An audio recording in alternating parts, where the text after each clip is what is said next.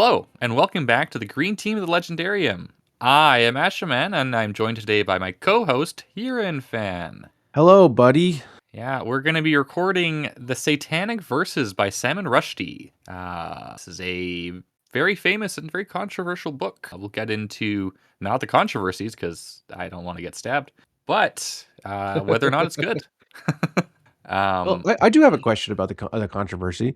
Yep. Do you think part of the controversy is just from the title? So, as I understand it, so I think there's a couple things playing into the controversy. The concept of the Satanic Verses is not it's not something that Rushdie made up. It's based on some phenomenon that may or may not have been present during early days of Islam, specifically when Muhammad was receiving the Quran. I don't know that. Yeah, it's the fact that he chose the Satanic Verses of the title, I think, is important, and it probably rubbed a lot of Muslims the wrong way. But I think the reason that it is the biggest reason that it's controversial is because of the depiction of Muhammad and Mahound. Mahound and the Imam and the biggest generator of controversy, of course, was the Ayatollah who issued a fatwa against Rushdie. The Ayatollah and the Imam. Wasn't it? That what do you say? It was mostly political, yes. I think it's impossible to disentangle the two. That's fair. Yeah, especially in this case. But I think that the tale of the Imam in this book, as well as, is pretty critical of the Ayatollah as well. Even though it didn't say Ayatollah, it clearly drew on some events of history, and that caused controversy as well. Well, you sound much more learned about this than me, so I guess I should disclaimer. I know very little about this period of history. I know probably more than the average high schooler. That's about it. Yeah. I asked though because I think book. even the title would turn off a lot of maybe Christians. Like, what? Maybe. Why would I read a book? Why would I read a book about Satanic verse, even if they know nothing else about it? Which understandable if you're not, on the pulse of the literary world. Well, I think it's interesting that this book, like Rushdie, is an Indian, and the main characters are all Indians. Like, for the most part, they're not Arabic, which is what He's I British think a lot now, of people, right? Huh? He's British oh, now, yeah, isn't he? he's Indian British. Okay. What was I going with that? You think it's interesting that Rushdie is an Indian and most of the characters are Indian? Yes. Neither. Yeah, like he's neither Arabic nor at least natively Western, which I think would take a lot of people by surprise. Obviously, India has had a long history with Islam, often itself very controversial. If anyone looks into the history of Pakistan and India, it's the Bangladesh ending of the British Raj. Yeah, then there's a lot there. But I think most people think of India as a Hindu nation, and it largely is now. But obviously, there are significant Muslim populations there still. Yeah, it's hard. I know we're mostly gonna stay around. I guess the real controversy and how it relates to Muslims and Islam itself, because we're mostly outsiders. But it's going to be hard considering the themes of the novel. I mean, I think a lot of so obviously there is a lot about faith here and the nature of faith, but it's not as one might think. It's not like very critical of people believing in religions, especially Islam, right? It does have a lot of things to grapple with regarding the nature of faith, but it doesn't seem to come on. It doesn't say Doesn't faith come is firmly wrong. on one side. Yeah. Yeah, exactly. But I think that's this going is to also automatically rub people the wrong way. Yeah, probably. When you're depicting faith, especially faith of such a large amount of people, and you don't come down and say, or it doesn't lean one way in saying that like your faith is justified and your faith is blah blah blah blah blah. Instead, it kind of just depicts faith the way that it is, and it depicts like something that I loved, especially in this story, is the ending of a pretty important dream aspect, and it doesn't say anything definitive, and I think that's brilliant. I think it's absolutely brilliant the way that it was handled. But even just coming down like that will rub people the wrong way. Yes. And faith is but one of the religious faith especially is, but one of like the number of themes here that are all very strongly present, right? There's like the nature of love, there's parental dynamics, there is gender dynamics, there is questions regarding humiliation and shame and defeat and victory, and what do you do when you win, and what do you do when you lose, and Yes to all of how that, do you move on from but loss? all of those are also heavily entangled in the faith. Yes, everything is entangled with everything else in here. Like that, you Yeah. can't extricate any of these themes from one another. I think Rushdie does an amazing job of portraying complexity and nuance, and not having it be that everything becomes gray, but that everything remains complicated. Right? There are there are some people that I think are truly villainous here, and some people that are truly heroic. But it's not. You can't reduce any of these people to just straight hero or straight villain. Who do you think were truly villainous outside of throwaway characters with mostly no name? I think our deuteragonists are both villains at times, At times, right? sure. Overall, I don't think they're villains, though. You could say the oh man, I'm forgetting names because it's been a while since I read this. Gabriel or Saladin? I know Well, yes, I know them. the 1970s British police are definitely villains in this. Yes, yes. Very much Although, so. yeah, like the nature of imperialism and colonialism, I think, is also discussed in a very nuanced I way. agree. Um, Very yeah. much, yeah.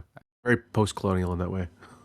Yeah, there's a lot of wives and sexual partners that can be villainous or heroic. And often it's like I think the best thing you could say is that it's messy. I see such a good word for it, but I like it even though it sounds a bit derogative. Yeah. Yeah.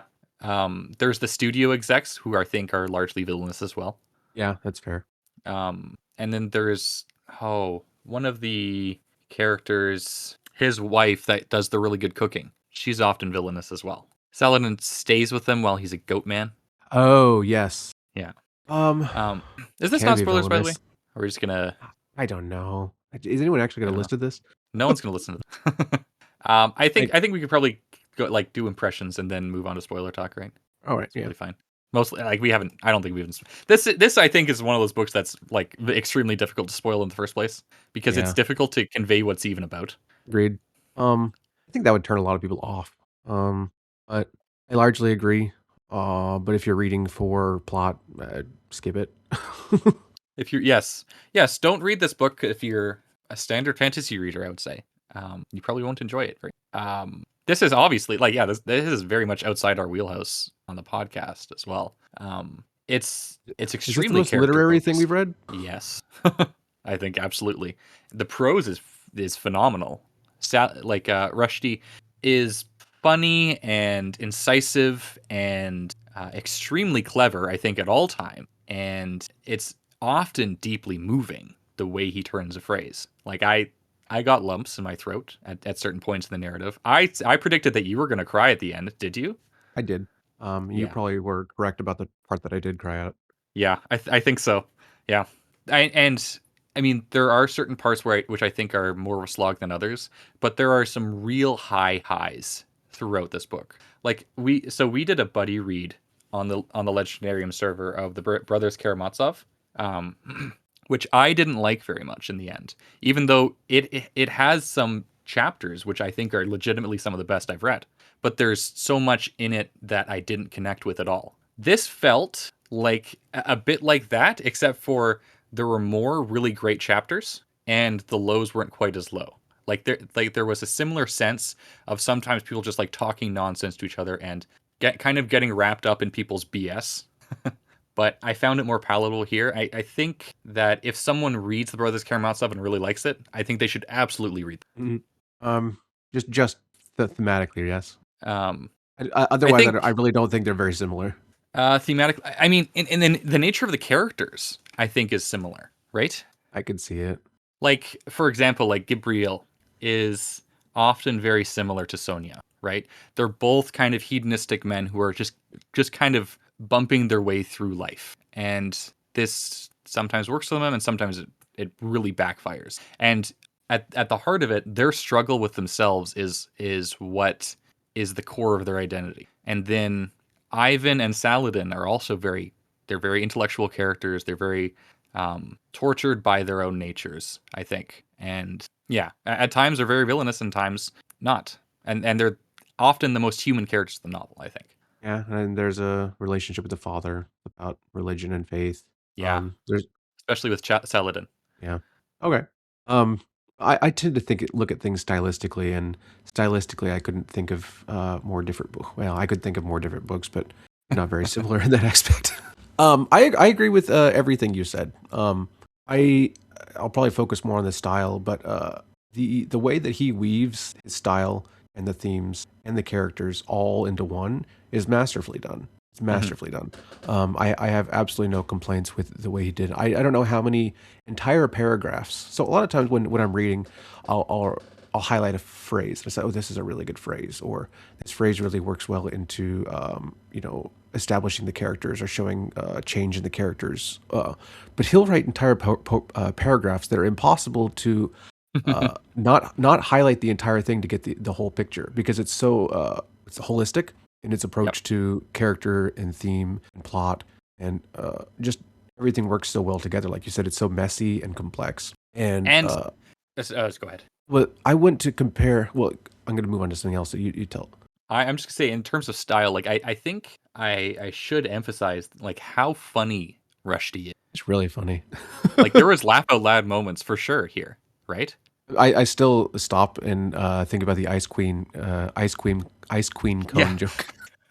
yeah. This is not something like that. That's for sure a spoiler, right? Like just like this thing is like building up over the course of the whole novel. And it's like, oh my goodness, Rushdie, you are a phenomenal troll. Um, I I think I've learned that I love a maximalist style, and this book is maximalist in the best way. So Hmm. previously, you and I had covered Infinite Jest, and my favorite book is Ulysses. And I think David Foster Wallace definitely read this and was inspired by it in some ways. And you can Yeah. see Joyce all over the pages in this. This is the most non-Joyce Joycean novel I've read, and I say that in the best way because I love Joyce. But And he uh, clearly pays homage to Joyce in certain scenes. yeah, I like later on. I want to make clear comparisons between specifically Finnegan's Wake and Ulysses and this book because if you've read them, it's pretty obvious. So And that's about the he highest calls praise it that out I could give. explicitly. Yeah, I think he even mentions Finnegan's Wake in the book. He does. Yeah. A character uses Finnegan's Wake as an example of how smart she is. Yes, yes, I remember that. I've read Finnegan's Wake. Yeah. So what I mean to say is this book is probably one of the best books I've ever read, and I totally understand why it makes the top of, best novels of all time. Yeah. I didn't love it as much as it probably deserves. For one, I don't know if I want to call it a flaw, but it's something I definitely want to talk about. I guess we could talk about it now because it's non-spoilery.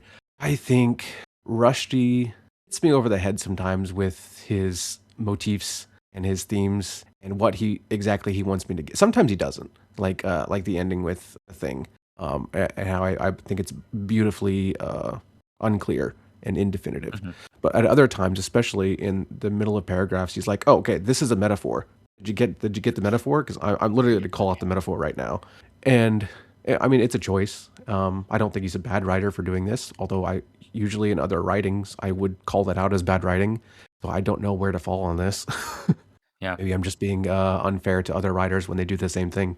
But yeah, he's very explicit sometimes with the way that he is making sure that the reader gets it. Or I don't even know if he wants to make sure the reader gets it as if he wants to just write it that way. I don't know. Do you have any thoughts about that? I don't know if this actually occurred to me before you started talking about it. He is very explicit sometimes. I think it didn't bother me because my mind was turning on the problems he presents elsewhere a lot of the time, and I didn't come out of this book knowing what to think in a lot of ways. I like it's something that I kind of just had to swallow whole and then slowly digest. And it's still kind of going on there. And I suspect this is a book that benefits strongly from rereads, not because not because of the plot that matters so much, just giving yourself another opportunity to experience the complexity on page and to It's very see how complex. yeah, exactly. And I don't think you can digest it all at once. There are some themes that I found more compelling than others. And I'm sure that if I had more of a cultural context for this book, then it would be more striking to me. For example, like Rushdie has um, very complex views on the nature of your immigration, right, and your status as an immigrant in a foreign land, and I especially as a resonated racial deeply minority. with that. Yeah, yeah. So I'm sure. Yeah, that makes total sense to me. I am like a native-born Canadian who has lived in Canada his whole life. I have traveled elsewhere, but I've never been an immigrant in a foreign land, and I've never had to grapple with the tension between how much of my native culture should I keep and how much should I adopt of my adopted country. And I'm sure that this is something that every immigrant has to grapple with, Everyone, and I'm sure. children of immigrants. But I it's think not if they an think they experience I've don't, had. they actually do and are in denial, much like one of our Yeah, characters. just like one of our tutor agonists. Yeah, and yeah, again, like there's just like the nature of what it means to be Indian and what it means to be British and the legacy of British imperialism. I think if you check any of these boxes, you'll have probably some complex feelings there. But yeah, those are just not experiences that I've had, and so I have to come at this from as an outsider. I'm going to quote a section that is one that I specifically, after seeing the same thing over many times, had finally wrote in my notes. Does Rushdie think I'm stupid? And it says, what Saladin Chamcha understood that day was that he had been living in a state of phony peace, that the change in him was irreversible. A new dark world had opened up for him, or within him, when he fell from the sky. No matter how assiduously he attempted to recreate his old existence, this was, he now saw, a fact that could not be unmade. He seemed to see a road before him, forking to left and right. Closing his eyes, settling back against taxicab upholstery, he chose the left-hand path. Which typically something that I would say, really, did that need to be said? Especially when one of my favorite authors is Kazuo Ishiguro, who would never, ever write anything like that. But um, Kazuo and Rushdie are diametric opposites on the style spectrum. I'm excited to get to Ishikuro. I gave you I some think I'll really enjoy him. suggestions. Yeah. I think if I'm remembering which section of the book, actually, I'll cover that in spoilers. I think Rushdie is doing something there. I'd love to hear it. So it's fair to say we both like the book. I liked it, and I would recommend it contextually to people. I don't know who at the moment I would recommend it to, though. Yeah, it's hard to say. I liked it, and I'm definitely gonna read it again. So that's a high praise. I am, I think. And yeah, like thinking back on it, like yeah, there's just some parts that have just really stuck with me. And I think I'll be thinking about the events and the questions this raises for a long time. Another great cover. I actually can't see it because for some reason your video is like super pixelated. Oh, damn. You can just send a picture of it to me though. It's vintage classics cover. It's like two human shapes falling, one red, one blue. They're overlapping each other with creating purple when they overlap, and they're all tangled in bits of thorns. It's a Hmm. great image that really describes the book well, I think. Um, Oh, uh, it's something I think we should also note is stylistically this very much falls into the magical realism genre, and I think this is a genre that more authors should dip their toes into. I There agree. is, yeah, it's unclear how much of this world is magical and how much is not, and I think that in itself is something that's worth thinking about. Um, yeah, I've read, I want to say, like 5 or 6 books of magical realism, and I've liked every single one. So keep doing it, magic realism authors. Uh, yeah, like there's definitely elements of Kafka in here. There's elements of Gabriel Garcia Marquez, and I didn't really see a lot of Borges, but one Borges more is like thing. Mount Fiji. Borges is very unique. Before we get into spoilers, I just want to say how fantastic an opening this book has. One of the Mm. best openings I've ever read. And I guess if I had another criticism, it would be that the rest of the book I don't think lived up to it. Oh, Because really? Don't get me wrong. Like what we said earlier is still all applicable, and it's like we said, it's messy and complex the whole way through. And holistically, when you look at the whole picture, it's a beautiful, beautiful portrait. But I really liked the Joycean aspects of the opening and his language play, especially in the Indian sections, of making puns with the words and mixing with, I guess, Hindu words and English words, and that how multiple interpretations could be made from the different pairings of words that they put. I really like that aspect, and I think the rest of the novel kind of went away from that. That's fair, I think. He does play with a lot of different styles throughout the novel, and I think mostly successfully. Hmm. But yeah, I think in terms of style, the opening is the most distinctive and the most adventurous. All right, shall we officially go into spoilers then? Yeah, let's get into spoilers. I don't know how we would even provide a synopsis of this. The book is about two men, Gabriel Frishta and Saladin Chamcha, and one becomes a devil and one becomes an angel, Yep, and the angel blows his head off. at the end. Yeah. And the angel is dreaming the past and giving us glimpses into a fictional version of the writing of the Quran and the political atmosphere of that time. And he visions himself as the angel Gabriel giving the verses to Mahound, who is the, I guess, Muhammad analog. Hmm. But also he has other dreams of the prophetess Aisha, which was apparently a real thing that happened. Which part? When Aisha took a bunch of Indian villagers to the Red Sea and said it would part.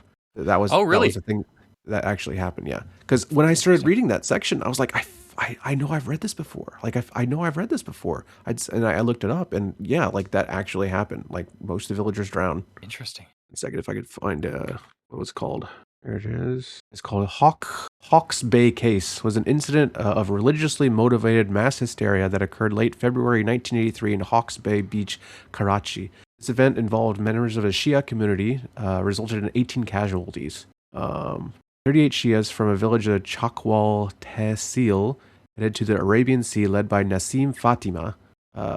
She claimed to have direct contact with the 12th Shia Imam Muhammad al-Mahdi, sorry for my pronunciation, was a self-proclaimed miracle worker. And then she took them to the Arabian Sea, and most of them died. Hmm. Interesting. Yeah, I had assumed that was something that Rushdie made out of whole cloth, but I guess he didn't do that with anything in this book. I will edit that down, but yes, that enhanced my reading, I suppose. Yeah, I should while I'm thinking of it. Oh, no, no, while I'm thinking of it, I should actually talk about the part that you had problem with the I was gonna say the verse you quoted, but no, the passage you quoted from the book. This is when Saladin is choosing evil, right?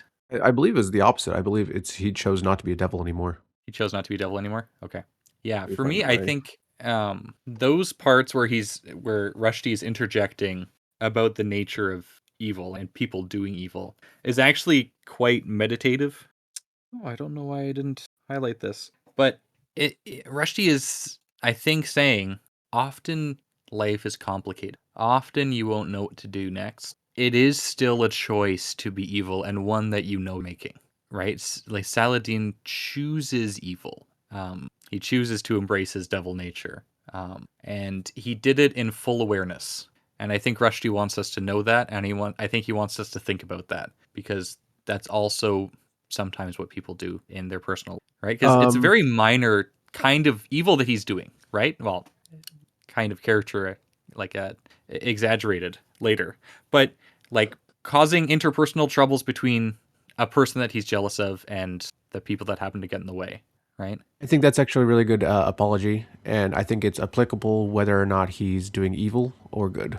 Yeah, I think yeah, I agree. And it's interesting because okay, so the nature of Gabriel and Saladin, I think for the most part, Gabriel is essentially trapped by his nature, in the same way that angels are trapped by their natures, right? The difference between humans and angels is that humans have free will, whereas angels are instruments of God. Gabriel is According to often Abrahamic lore. Yeah. Yes, yes. Gabriel is trapped by himself. People love him for reasons that he doesn't know and could never explain. but he himself doesn't tend to make choices in his life. He just kind of goes with the flow. And especially at the end, he becomes trapped by his own vices and sometimes his virtues. But like it's difficult to say where his agency even lies, right? Because often his reality is overtaken by his inability to perceive reality. He's like a paranoid schizophrenic, right? Um, and at one point, our narrator actually intervenes in the story just once, and our narrator is literally Satan, right? I saw that was God. I think that was Satan because at one point in the narrative, he's talking about falling, and the narrator implies that no one has fallen further than he. All right. Well, that's better evidence. Not that I don't think Gabriel can be responsible for his action, but he seems to be taken over by demonic forces a lot, right? His jealousy, his jealous rage, is something that seems to possess him.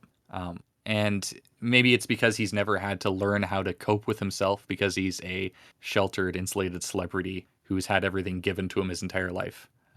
And Saladin has had to struggle for everything. Saladin actually like reminds me of no one so much as Frank Grimes from The Simpsons. Remind me? But yeah, and then Saladin, he is a man of agency. He is choosing his path, even if he himself has his tribulations. He is able in the end to, I think, see beyond what has happened to him in a way that Gabriel never can. Okay. Yeah. Yeah. I think it's well put. You want to talk about? It's a little bit shallow. Do you want to talk about our favorite characters? Yes, Okay. You start. I start. Oh, you came up with the topic. No, you have to start. Okay. I love Jumpy Joshi. The I, Taekwondo instructor. I love Jumpy Joshi. I think he is just I think he's funny. But I think he's like genuine and he serves as a really good contrast with Saladin. And I love when Saladin moves in with his ex-wife, I don't know, Pamela, and Jumpy Joshi is there and he's cuckolding him, but Jumpy Joshi just feels absolutely terrible about the whole situation because they started a relationship when they thought he was dead, which is, fine. Yep. But then he finds out he's alive and he's just on nerves the entire time. He's just a jumpy guy. But he just felt like a real bro despite sleeping with Saladin's wife. Yeah, talk about a situation that must engender complicated feelings. Because, like Saladin and his wife were on the outs anyways. Yeah. They And they shouldn't have been both together in the married the first other. place. No, they married each other for the wrong reason. Like the Uh, exact opposite reasons. It was yeah, comedic in that aspect, and it creates an interesting dynamic that's fun to read about. But they're so bad for each other, and they're so shallow. yeah. The nature of how we perceive people and how they are, I think, is explored a lot in this book Yep. through basically every character. Um, Yep. my favorite character, I think, is Alleluia Cone, whose Mm, only flaw is that for some reason she's attracted to Gabriel. pretty big flaw. That is a pretty big flaw. But yeah, she's like the stereotypical ice queen, but only in her appearance. Inside, she is, I think, the most sensitive, caring person in the novel, rivaled only by Gabriel's lover in India. I don't Zahil? remember her name. Yeah, yeah, Not or Gabriel. Zila. We're talking about Saladin's lover. Yeah, Saladin's lover. Yeah, sorry. Zini. Ini. Zini Vakil. Who has, I think, I just got to read this out. So I think Saladin's intro section, I think, is only matched by his the section where he goes to watch his father die in terms of emotional impact on the story for me. So Mhm. especially with when he's with Zini, she is trying to convince him to reconcile himself with his own Indian heritage. Right? She's trying to he's rejected this. He's gone to Britain. He's renounced everything about India. Then he's come back and she's tried to awaken that in him. So before And you go further, then I love I love that all of his criticisms of India are absolutely fair. yeah. Like Yeah, I no, could, like you can see where they're coming from. as an immigrant myself, I've said similar things about my home country, like literally all the time, and my let's just say that my relationship with my home country is mostly negative. And so, looking from the perspective of, and actually, this book was kind of therapeutic for me in that aspect of following Saladin's relationship with his father, which I mean, I have a good relationship with my father. It's nothing like theirs, but I mean, it's not just like everybody's. It's messy, it's imperfect, and there are a lot of things Mhm. that we don't see eye to eye on. But when I'm reading his sections of not only his criticisms of India, and as the novel goes on, you see more and more criticisms of his adopted country, Eloin, Dioin. Yeah. uh, Rejoicing, by the way. Uh, that was just very, very different lesson for me. And like, as an immigrant, I could see, yes, my home country is this way, and that's why I don't like it. But my adopted country also is very, very problematic in several ways, and it's not. It's complicated. Mhm. Sorry, go on. Yeah, I mean, I've only visited Japan and read up a bit on history, but like it's fascinating in how it's in all the ways it's wonderful and horrible, and I think it's totally unique among countries in a lot of ways, both good and bad. Um, okay, so I'm actually going to read this section out first. It's during his confrontation with his father. He comes back to India. His father reaches out to him, and then they have their fight, the one that's been festering with Saladin for his whole life.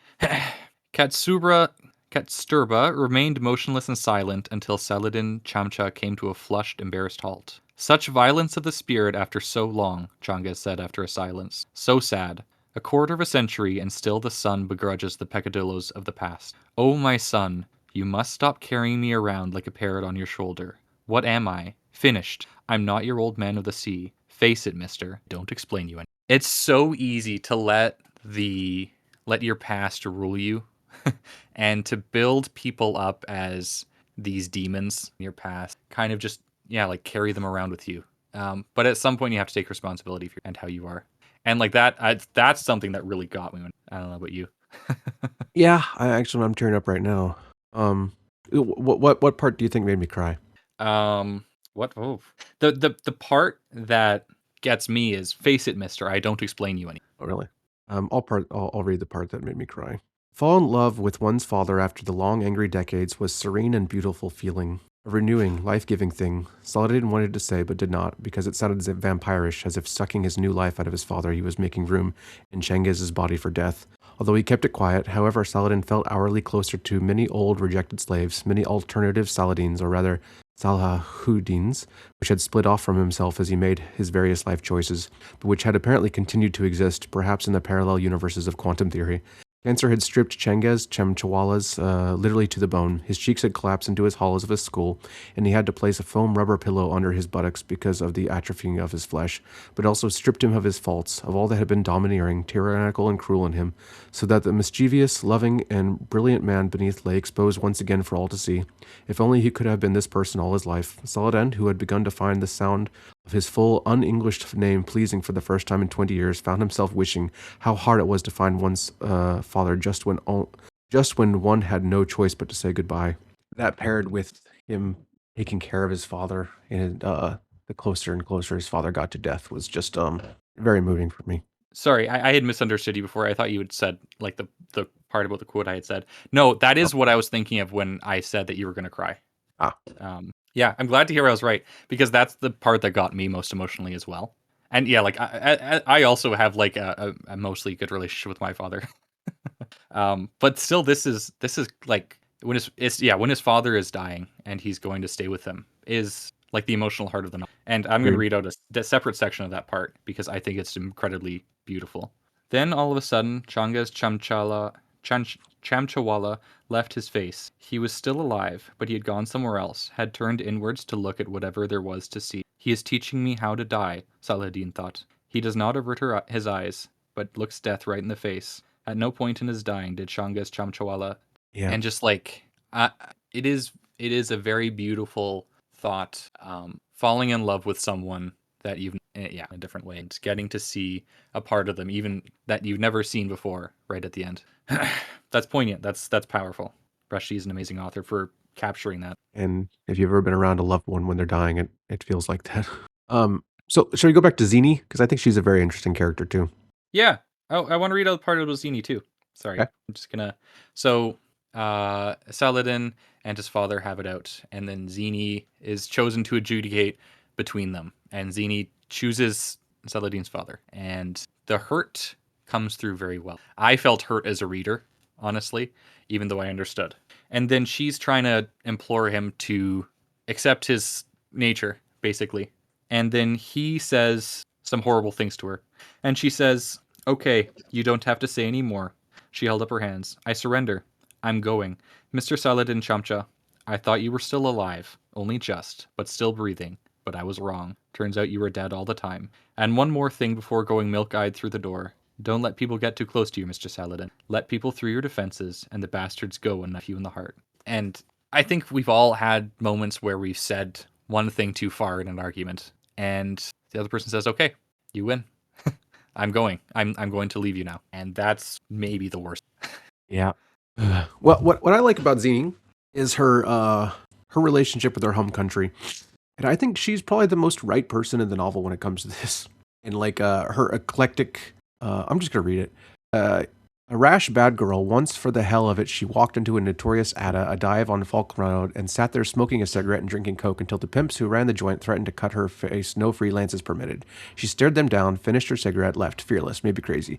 Now in her middle 30s, she was a qualified doctor with a consultancy at Breach Candy Hospital who worked with the city's homeless, who had gone to Bhopal the moment news broke of the invisible American cloud that ate people's eyes and lungs. She was an art critic whose book on the confining myth of authenticity, that folklorist straitjacket, which she sought to replace by an ethic of historically validated eclecticism. For was not the entire national culture based on the principle of borrowing whatever clothes seemed to fit?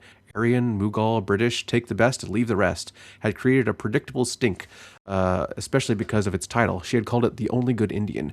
Meaning is dead, she told Chamcha when she gave him a copy. Why should there be a good right way of being a Wog? That's Hindu fundamentalism. Actually, we're all bad Indians, some worse than others. So for people who don't know, I'm sure most people know, The Only Good Indian is a reference to, we were just talking about this before. I don't remember his name, even though I just read a book about it.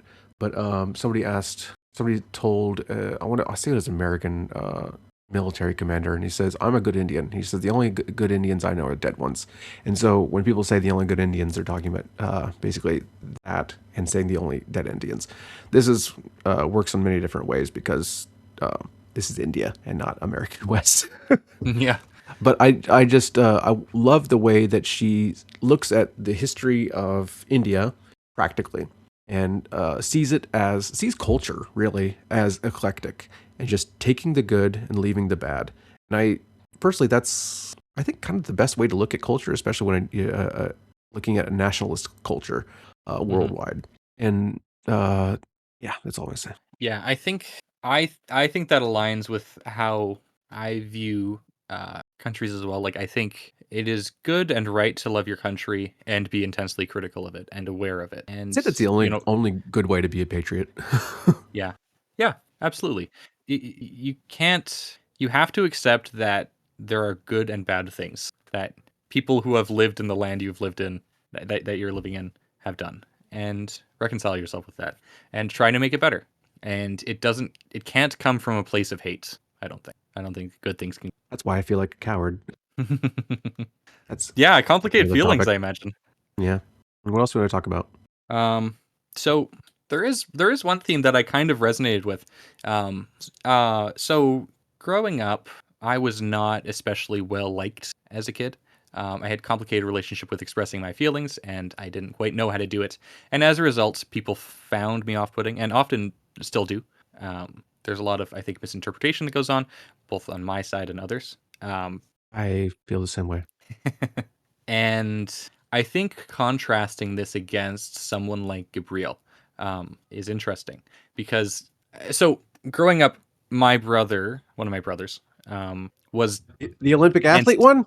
yeah, was and still is liked by pretty much everybody. There's just something about him that people gravitate towards and really love.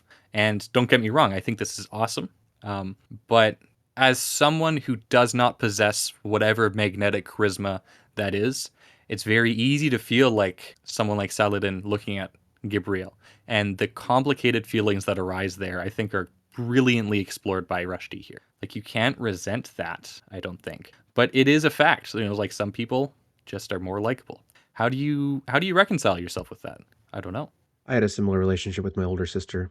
Like I said, growing up, I was a lot of people found me off-putting, Hmm. just largely because of miscommunication or misunderstandings. And my sister was loved by everyone. Understandably, she's a very likable lady, Mhm. or was a very likable girl. Yeah, I hear what you're saying. Picking up what you're putting down. Yeah. I don't think there's any kind of solution to this feeling, right? It's just something that you just have to sit with and not let, like, eat away at you like it does with Saladin. Especially living as humans, really, just very social creatures, and you feel the need to feel loved. And when Yeah. you see somebody you're close to and you love yourself, just being more charismatic and something that you fundamentally lack for whatever reason.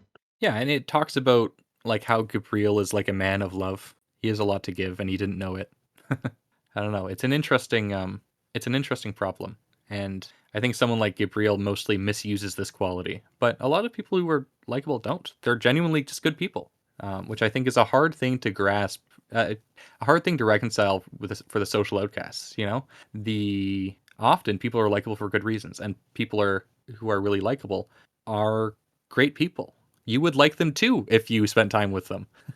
Yeah, like that's always something that bothered me with how especially high school dramas are depicted on television and movies. It's Hmm. just it was not that way in my high school, where it seems like in what they because it creates friction, which is needed for a story. But the popular people at school are all jerks, and they put the dorks down or whatever. And I'm sure that happens, but in my high school, really, the most popular people were very nice. Everyone liked Yeah, them because they were kind. I mean, of course, there were jerks who were, I suppose, more popular than you. It's easy to focus on that for the sake of a story, but really, the people who are loved by everyone are loved because they were kind. yeah. With No, it was kind exactly the same in my high school. kindness, in my estimation, is one of the most undervalued aspects of character, at least explicitly.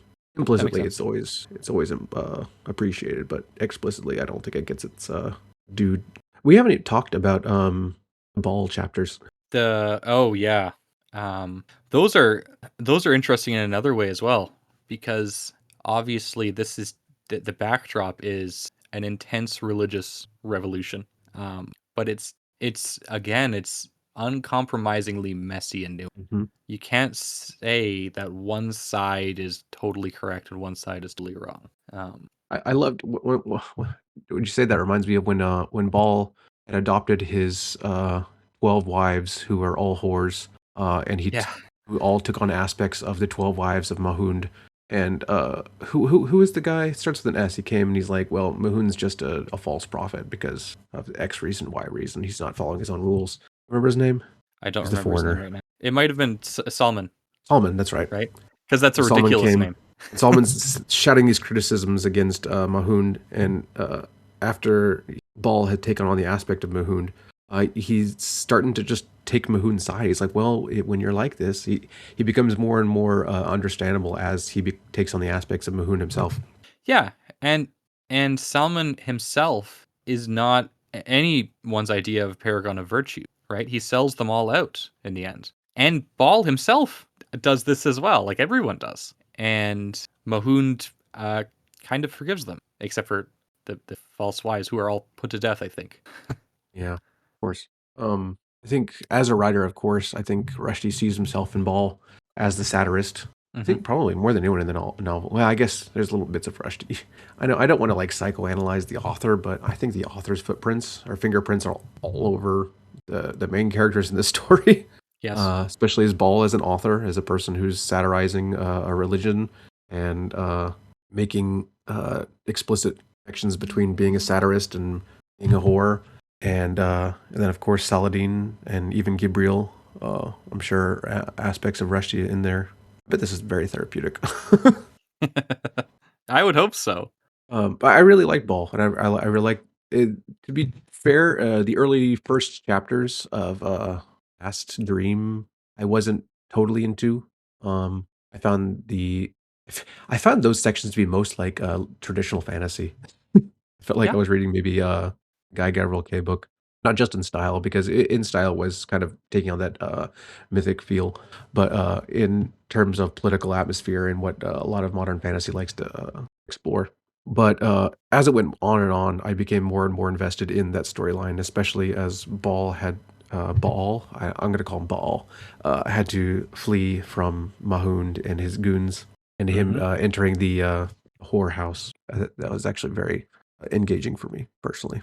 Yeah, I agree. I think the probably the most critical Rushdie gets is the dream with the imam. And I think yeah, so I found all the dreams eventually compelling. That one I think was very immediately compelling because of the tragedy of it. Truly showcasing like the cynical nature of organized religion and how it can turn very dark and uncaring towards the people it purports to love. But obviously, you can't reduce faith down to this, as we see with the Aisha chapters, which I think they all provide phenomenal counterparts to them to the other dreams. Like if one were to only read the Aisha dream, then one would end up with a very different vision of the book. If than if one just read the Imam dream, or if one only read the Mahund dreams, or I guess I should like on. And then taken all together, it's kind of hard to know what exactly to come away with. I think I want that's to a ask good thing. you. I agree. I agree. What was your personal interpretation of the end of the Aisha's dream, or it was actually her father's dream, wasn't it? Um, Because we're in the perspective of the non-believer trying to convince everyone to stop the pilgrimage. until the end, right? Yes. Yeah. And he joins it. I don't know. That's one thing I haven't come to a conclusion about. Um, Right. I think it is very telling that at the so yeah, so the name Islam means submission. That's what's crucial in the faith, that you submit to the will of God. And that's what he does at the end, right? He decides to just kind of stop fighting and give up, give in, allow the faith to take over. And I think Salman Rushdie intentionally leaves it ambiguous as to whether or not this is a good thing. I think it will depend on the reader. It can be miraculous in the end, or it can be horrible. And I'm not decided on which interpretation I prefer. It's kind of like the book. I have actually only seen the movie Life of Pi, where Mm. you're at the end you're given two different stories you can choose to believe, and I need to read it, slash watch that. it tells you, yeah, it reveals a lot about yourself, which one you prefer.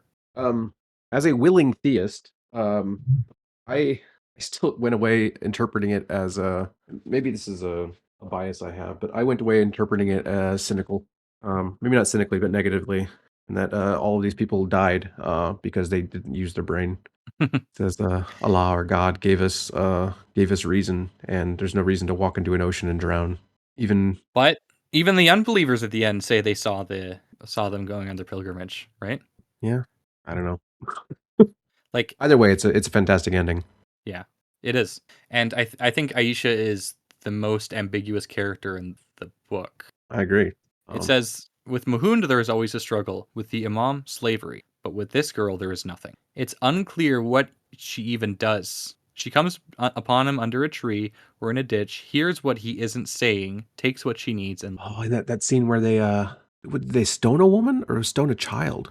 they do. They come, yeah, That's horrible, I think. that was really scary, and everyone started having doubts and fears, and understandably, that was quite moving as well. And I just wrote, "What the Yeah. complicated?" I want to we've been talking about several of these. In case someone's listening to this and haven't read the book, I should say most everything that happens in the past in this novel, outside of Saladin and Gibriel's backstory, are dreams. Yeah. They're dreams of Gibriel, who visions himself or actually is an angel. Um, Unclear. Unclear. So I want to take this as an opportunity to talk about all of the Joycean parallels that I found. I'm sure there are more.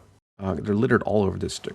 But first of all is the Ancient Ulysses is a modern retelling of the tale of Odysseus. So it is a mythic parallel. There's what's it called? Topography between the story in Ulysses and the events in Odysseus's journey. Hmm. And obviously, Rashi does this as well in the Satanic verses with the plight of Muhun and Baal and Mecca and whatnot. Then there is the haunted son. In Ulysses, Stephen Daedalus's mother has died, and he is listless and wandering and doesn't know what to do with his life because he just obviously lost someone very important to him. And his connection with his home country, Ireland, even though he doesn't like Ireland very much. And this is also happens in Salman Rushdie's Satanic verses with the character Saladin. I spoke about this already, but the It happens in Ulysses, but not to nearly as much of an extent as Finnegan's Wake. In Finnegan's Wake, it seems like almost every single word, it's well over half, can be, and it is purposely intended to be understood or interpreted in multiple ways, usually through puns. So, like a word could be like, just from the first page, Amorica could be interpreted as America, or it could be interpreted as a region called America. But in the context, it was actually talking about Irish immigrants going to America, etc. So he does this especially in the first opening chapters. Salman Rushdie does this in the opening chapters of Satanic verses a lot. Especially with the mixing Hindi and English words, creating puns. Continuing, Finnegan's Wake is largely about the fall of man, and the fall of a single man, Earwicker, is equated with the fall of man in the biblical sense. Satanic Verses has two characters literally fall out of an airplane, and it's the fall of their own characters, and they're from there, it's a bit different, but yeah, the rebirth of those characters from the fall. There's a lot here. Stephen Daedalus's relationship with his father in Ulysses is quite fraught, much like Saladin's relationship with his father. The ending of the relationship is very different. And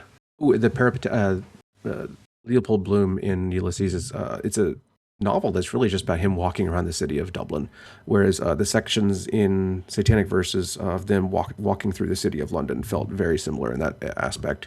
Especially when Gabriel is kind of losing his mind. Yeah, especially when he's losing his mind, because that literally happens in Ulysses too. And finally, its relationship with religion. Joyce was a lapsed Catholic. I don't think he ever gave up religion, but he had a very fraught relationship with Catholicism. And it came through in all of his writings.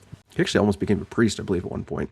I don't think he ever gave up religion, but yeah, he definitely had a lot of problems with the Catholic Church, and that showed up in his writing. And I think similarly, we've been talking about the whole thing. There are very religious themes in the story, whereas Rushdie probably does not take a hard stance on one of them. There is definitely a lot of criticism of his, I guess, religion he grew up with. Did he grow up a Muslim? I don't know. I don't know either. Either way, it's there. Yeah.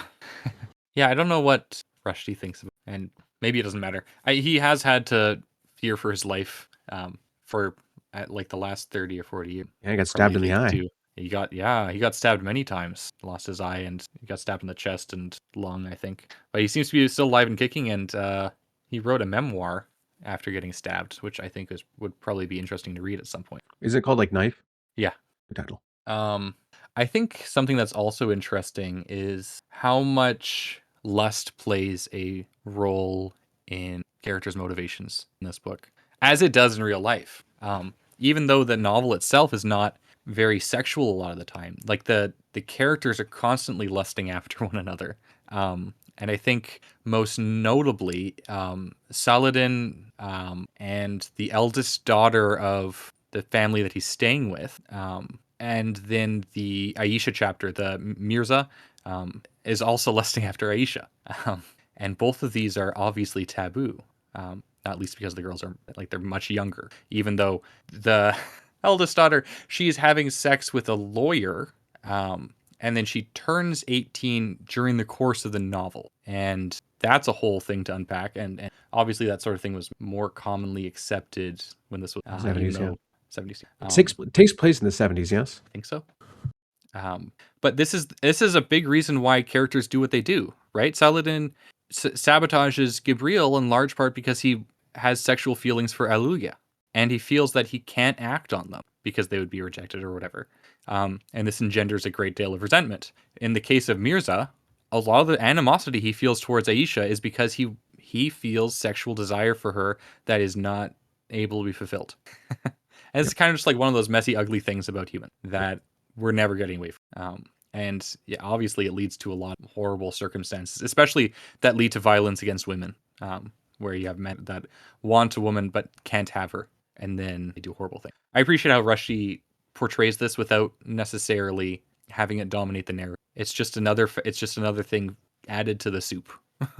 This complex set of character motivations and interpersonal dynamics that can never be that shouldn't be forgotten.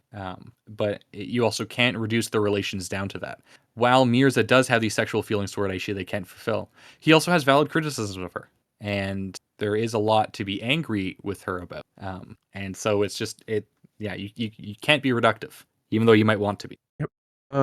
This is a good time to stop. No, this book is very large and very complex, and we could probably go for much longer, but I have to leave soon. Okay, I want to read out a quote from one of Alleluia's sections. Okay. The universe was a place of wonders, and only habituation, the anesthesia of the everyday, dulled our sight. I think Alleluia has like some of the best sections in the book, with her climbing Everest and coming to like a liminal space of transcendence that she wants to get back to, but never actually ends up going to. She sees God once and it breaks her. What do you think the significance of her last name is? Cone? It was the same name as the mountain that Mahund visited, wasn't it? Is it? Oh I man. believe in the beginning of the novel, Mahund visited Mount Cone, and that's where Gabriel first spoke with him. And her name is obviously Alleluia, which is an exaltation of God. Yes. And then this is literally commented on later in the book when Gabriel is turning towards Alleluia, and this other guy misinterprets him. This book is funny. Yeah, I think there's probably a lot there. I think the transcendence of love and the notion of reaching outside yourself into other people to find this wonder, this exaltation that we look for when we try to find God. I think also like Alleluia, I think is like she's what every character, or sorry, she's what characters are trying to get to, right? Saladin wants Alleluia. Gabriel wants to have a life with Alleluia, but he only wants her for himself. He's very jealous, like God, actually. Mm. From a Christian faith, God is often described as jealous, He and described himself as jealous. yeah, exactly, yeah, which I think makes for a complicated relationship. What do you think of Satan inserting himself into the story? Well, as I told you earlier, I was always assumed the narrator was God. Doing it from the view of Satan. Because he shows up one time to have the conversation with Gabriel, and he tricks him into Right. abandoning Alleluia to cleanse the city of London from its impurities, which almost gets Gabriel killed. Well, in the end, I know that Gabriel took on the aspect of an angel, and Saladin took on the aspect of a devil. But in reality, in their roles are almost opposite. Whereas Yeah, at least the way common nomenclature says, angels are good, demons are bad. Saladin's actually kind of the good guy on this, and yeah.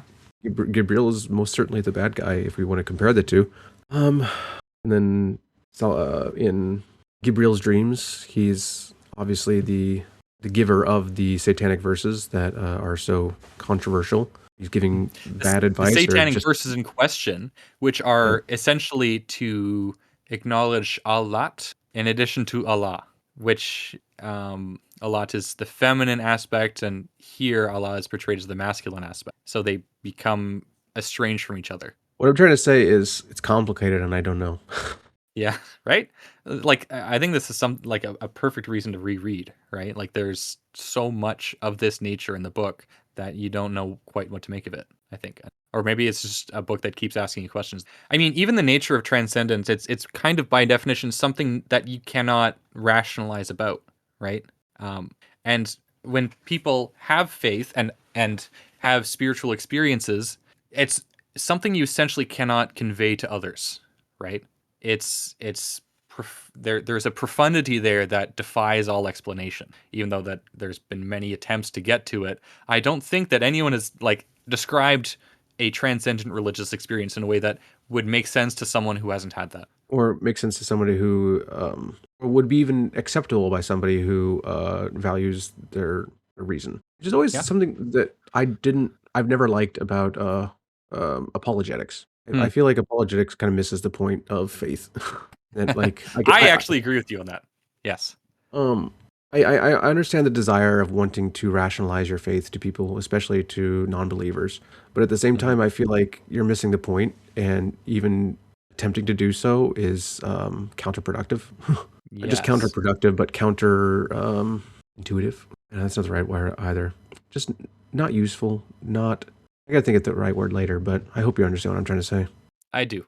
Yes. Because Antithetical is the word I I want. I grew up with strong religious experiences, and I would say I still have strong spiritual experiences, even though they're not religious.